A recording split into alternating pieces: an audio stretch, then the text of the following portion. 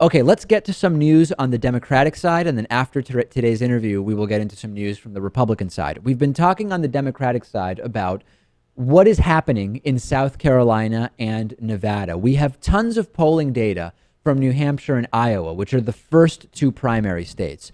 We have basically been at a standstill with Nevada and South Carolina data with no recent 2016 polls. Now, South Carolina is key because it is the first primary state with a heavy non-white electorate, and this is something that has been considered a pretty difficult area for Bernie Sanders. Now, in South Carolina, the most recent poll from December was by Fox News, and it had Hillary Clinton ahead by 44 points. We finally, Lewis, have a new poll from South Carolina, from CBS News and YouTube, and it shows that Bernie Sanders has cut CBS News YouGov.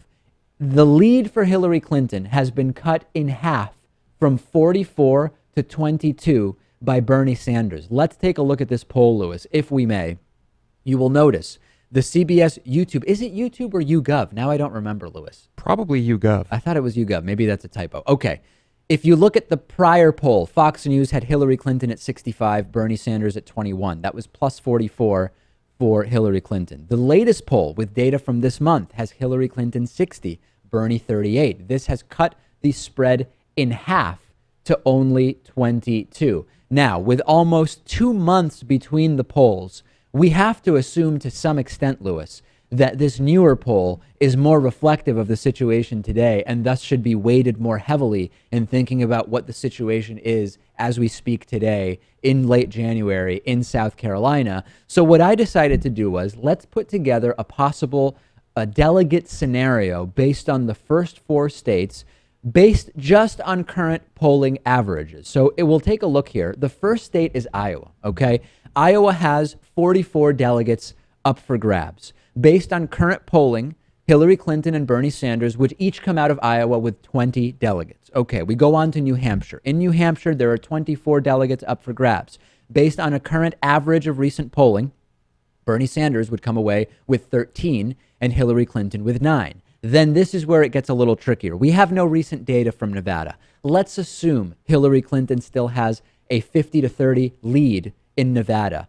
Based on the 35 delegates up for grabs in Nevada, that would see Hillary Clinton come away with 17 and Bernie Sanders come away with 11. And now, based on this most recent poll from South Carolina, where 53 delegates are up for grabs, we would see Hillary Clinton come away with 32 and Bernie Sanders with 20. This means of the 156 delegates available in the first 4 primary states, Hillary Clinton, based on current polling, would come away with 78, 50% of the delegates, and Bernie Sanders with 64. This is not speculation. This is not pie in the sky. This is the race we have right now. This is based on recent polls, Lewis. We would see Bernie 41%, Hillary 50% after the first 4 states. Now, what we have to remember is 156 delegates in those first 4 states.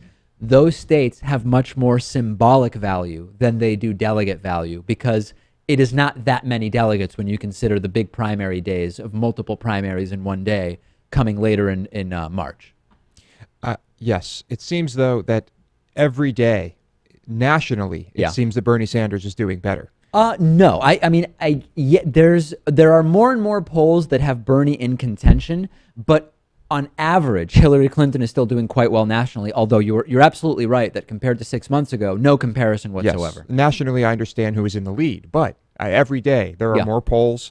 I'm not sure why, but I think if he were to win those first few primaries, maybe, Dave, things would change drastically after that. I think that the symbolic value of having 4 primaries and Bernie Sanders having only a 9 percentage point deficit, right? Having 41% of the delegates to Hillary Clinton's 50%, if indeed it ends up that way, would be absolutely huge in terms of the PR value. Gamefly is sort of like Netflix for video games. They have over 8,000 new and classic games for Xbox One, Xbox 360, PS4, PS3, Wii, and a bunch of other platforms. And you can play as many games as you want for one monthly fee. And if you find some games you want to keep, you can buy them for a low used price. There's never any due dates or late fees. and our audience can get a free 30-day trial at gameflyoffer.com/TDPS. The games are shipped directly to you with return envelopes included. There's no contracts, and you can rent games through the mobile app. Get the free 30-day trial for the David Pakman Show audience and support our show by going to gameflyoffer.com/TDPS.